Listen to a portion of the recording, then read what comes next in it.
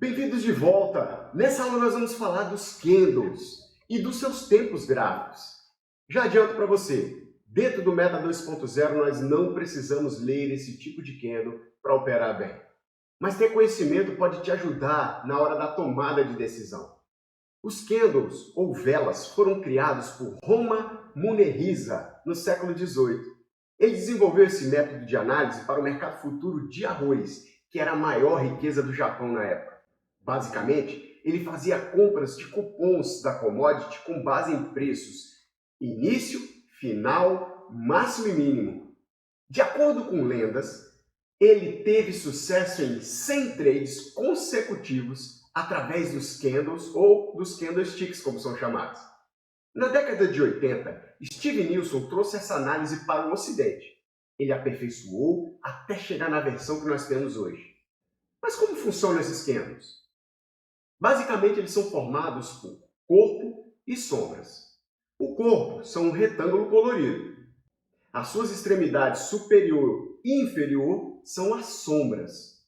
O corpo de um candle positivo tem o seu lado inferior, ou a sua parte de baixo, como preço de abertura, e o superior, ou a parte de cima do retângulo, como fechamento. Enquanto isso, a extremidade da sombra superior representa a máxima cotação no período, e a sombra inferior, ou o pavio inferior, representa a mínima. Já nos candles negativos é o contrário. A parte superior é o preço de abertura, a inferior, o fechamento. Os pavios, da mesma forma, são a máxima e a mínima cotação do período desse candle. Sobre o período, fique tranquilo, que nós veremos mais à frente. Perceba que um candle mostra 4 preços importantes desde a sua criação: abertura, fechamento, máxima e mínima. O tamanho do corpo dos candles são proporcionais à variação das cotações de abertura e fechamento. Se abertura e fechamento forem iguais, o candle ficará assim, como você vê aí na figura. A sombra dos candles depende da variação nas ofertas dos investidores. Se há muita volatilidade no mercado, elas ficam mais acentuadas. Agora, por que usar a análise do gráfico de candles? Um dos principais objetivos dos candles é antecipar as tendências das cotações na renda variável, que é o que nós operamos. Isso porque os candles formam padrões específicos que correspondem ao próximo movimento dos preços. Mais para frente, nós vamos falar dos principais. Esses candles são amplamente utilizados por nós traders, mas também são utilizados por investidores. Agora, como é formado um candle? Para ter sucesso com o gráfico de candles, você precisa saber como ele é formado ao longo do tempo. Ao dominar essa parte do estudo, você vai estar mais preparado para identificar os padrões e tomar decisões. No gráfico de cotações de qualquer ativo, você pode escolher o período de análise. Por exemplo, um ano, um dia, um minuto. Cada candle no gráfico, então, vai ter exatamente o intervalo que você escolher. Por esse motivo, pode ser usado tanto para day trade, em gráficos de tempo menor, quanto para position, buy and hold, swing trade, em tempos gráficos maiores. E quanto ao formato? O formato é padronizado no candle. Independente do ativo que você estiver operando, você vai encontrar as mesmas informações dos 4 preços no período. Já a cor dos candles você pode escolher e configurar como preferir. Por padrão de mercado, nós usamos branco ou verde para candles positivos, preto ou vermelho para candles negativos. Eu vou te mostrar agora os principais padrões de candle e as suas características. Eu volto a lembrar que nós não precisamos decorar tudo isso para operar bem. Com o tempo de tela e de operações, você vai acostumar com os padrões. E ao longo da sua jornada como trader, você vai ter, nesses padrões, um reforço para as operações que vai fazer. Esses padrões devem ser usados como ferramenta auxiliar de alguma estratégia que você tenha, como essa que você vai aprender nesse curso, por exemplo. Mas nunca como tomada de decisão isolada, pois a possibilidade de sucesso no trade diminui demais. O primeiro padrão que eu quero te mostrar é o candle de indecisão. Olha essa figura.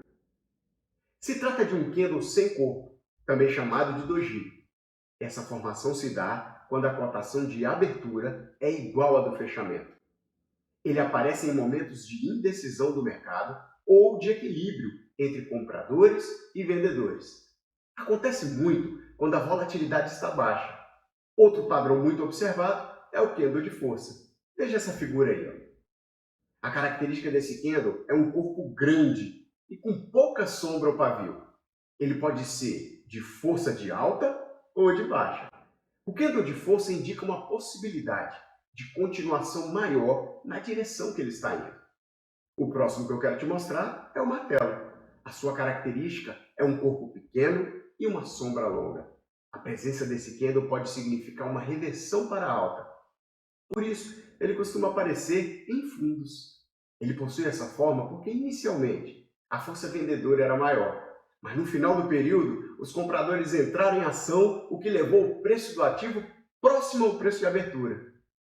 Parecendo com esse, mas no lado de cima do gráfico, nós temos o candle que nós chamamos de homem pendurado.